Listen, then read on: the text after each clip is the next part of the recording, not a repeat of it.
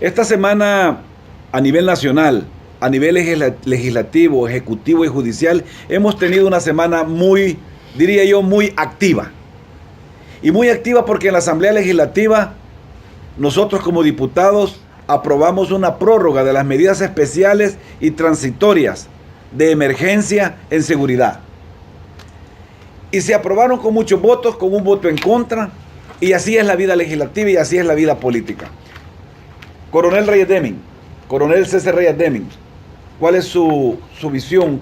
¿Cómo Arena votó? ¿Cómo nosotros votamos? ¿Qué es lo que realmente está pasando en el tema de seguridad en El Salvador? Gracias, doctor. Muy buenas noches, pueblo suluteco, y hasta donde llega nuestra señal. Es un gusto estar con ustedes. Doctor, las medidas extraordinarias en el tema de seguridad, es bueno que la población sepa que solamente están referidas a aspectos destinados a los centros penitenciarios. Con la prórroga no les hemos dado más dinero. No. Y solo para 6 centros penales. Y solo es para los centros penales, porque se cerró el penal de Cojutepeque. Correcto. ¿Verdad? Que era considerado el otro. Y estas medidas están enfocadas a lo que Arena le planteó, le presentó al presidente Mauricio Funes en el 2010, como el apoyo que él pidió. Llegó el licenciado Cristiani, llegó el presidente del partido, fuimos los diputados de la o sea coalición. Que la Fuerza Armada acompaña a la policía desde 1993. Desde 1993 está la Fuerza Armada, después de los acuerdos de paz, Fuerza Armada está en la calle hasta este momento. Pero el tema de las medidas extraordinarias, las medidas en sí, se las presentamos nosotros en el 2010 a Mauricio Funes. En mayo de 2010. Mayo del 2010. Y ahí está todo y mucho más. La creación de la granja penitenciaria, los nuevos centros penales, los procedimientos electrónicos, los registros, Fuerza Armada dando mayor seguridad a los centros penales, todo eso. Caerle encima a los custodios que eran corruptos, que trabajaban con la gente para meter ilícitos, los registros, todo eso y más estaba ahí. Lo que pasa que el gobierno, el FMLN y otros dijeron no, por dos razones simples. Una era porque no se les ocurrió a ellos, simplemente, y eso se llama soberbia política. Eso se llama... No solo por eso, coronel, corríjame si estoy equivocado. No solo porque no se les ocurrió a ellos, lo que sería no solo soberbia, sino que una envidia política. Exactamente. Y la otra razón fundamental y de peso Usted es que estaban fraguando una maldita, cínica e hipócrita tregua con los delincuentes. Ese era el plan estratégico, que tenía bajo la manga, escondido, el gobierno del FMLN. Y por eso a la parte legislativa, formal, transparente y del lado al pueblo, le dijeron no. Y ellos se fueron con el tema específicamente de apoyo y fraguar y negociar con la delincuencia.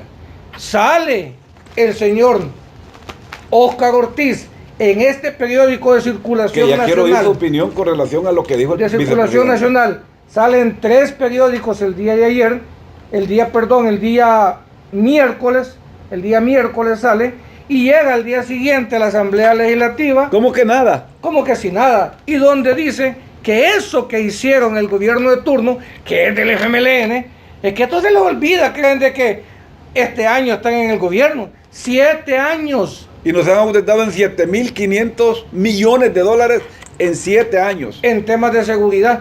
Entonces, él viene a aceptar y dice lo que esos hicieron. Imagínense ese concepto. ¿Quién era el vicepresidente de la República en esa fecha? Óscar Ortiz. No, el actual presidente. El actual presidente era. Sí, Salvador Sánchez Serén. Salvador Sánchez Serén. Él era el vicepresidente. Hoy presidente. Además era ministro de Educación. Hoy presidente. Año en que nos venimos bajo la tierra con el tema de la capacidad educativa y el desarrollo del sistema educativo. Entonces no pueden venir. Preocupante es, doctor, para pasar su palabra, preocupante es que estos pretendan lavar cara, que crean de que el país se le olvida todo, de que ya están enterradas esta gente, El Salvador ya no va a decir nada. Ya nos tienen en el fondo del barril. Saben que no saca, la gente ya no quiere sacar cara. Entonces ellos que están en el poder consideran que pueden hacer, decir y hacer con el pueblo lo que ellos quieren. ¿Van a lavar cara? Lo van a hacer. pero lo van a hacer con sangre de más de 25,000. Quiero decirle al pueblo salvadoreño que en esta actitud hipócrita del actual gobierno de la República, el vicepresidente de la República, con órdenes del presidente de la República, porque de acuerdo a la Constitución, quien maneja la defensa, la seguridad y las relaciones internacionales directamente es el presidente de la República, quieren lavar cara con aproximadamente 25,000 muertos y con más de 1.500 desaparecidos. Doctor Vázquez Becker, su opinión con relación a este tema tan grave para el país como es la inseguridad pública. Miren, ¿recuerdan cuando se les dijo de que el FMLN iba a destruir al país? Sí. Y no quisieron creernos y dijeron que los acusábamos hasta de come niños. Casi. Hoy estamos viendo el resultado. Sí están destruyendo el país y peor, ahora lo están destruyendo desde el mismo gobierno. Cuando el señor Ortiz dice que es un sinsentido, la famosa tregua que por aquí hicieron, dice, préstame. Ahí está, que es un sinsentido, la famosa tregua. Les voy a decir una cosa, en Alemania hay un proverbio que dice que hasta la gallina ciega encuentra su grano de maíz. Estamos en un gobierno de ciegos, pero hasta por primera vez tengo que estar de acuerdo con el señor vicepresidente de la República, Óscar Ortiz. Por primera vez dijo algo inteligente, fue un sinsentido, fue un absurdo, fue algo que no sirvió. Porque no, las políticas no deben de servirle al gobierno, deben de servirle a la gente.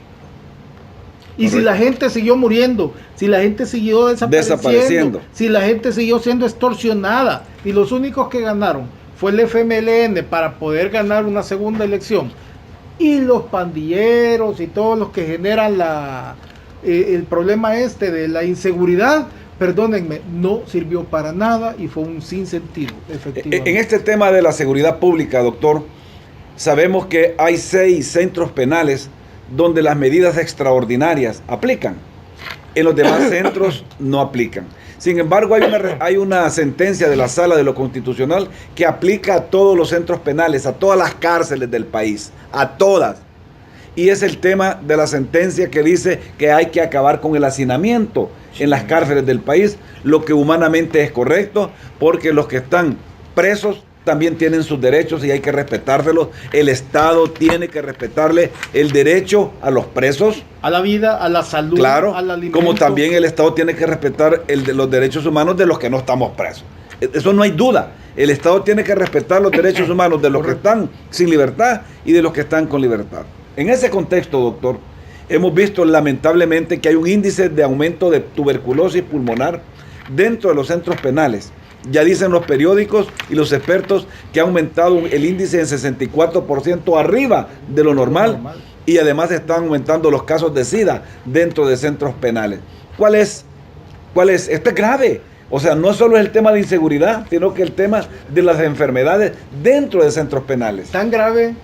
Les voy a tratar de explicar algo. La tuberculosis es una enfermedad que se da en pacientes desnutridos y donde hay hacinamiento.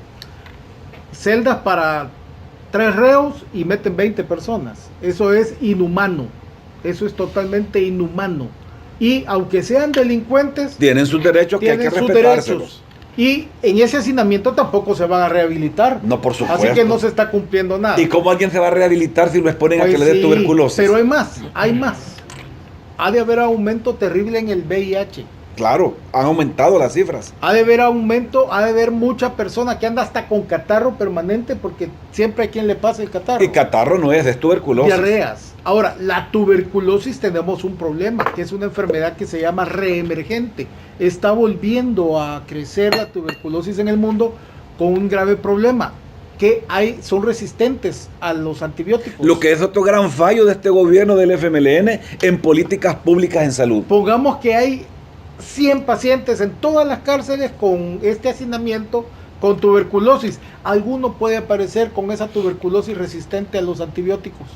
¿Y qué va a pasar? Esta persona de alguna manera va a recibir visita o la misma gente que está con ellos, lo va a pasar y va a salir a la calle. Porque así como salen las extorsiones, puede salir la tuberculosis de las cárceles. A través de las visitas íntimas, visitas de abogados. Y vamos a tener un problema de salud pública y no vamos a tener las armas para controlarlo. De las cárceles no solo están saliendo llamadas telefónicas, sino que está saliendo tuberculosis pulmonar, está saliendo SIDA, está saliendo enfermedades graves como hepatitis A, Sí. B, C, D, Escabiosis. están saliendo sarna, que es la escabiosis, están saliendo graves enfermedades.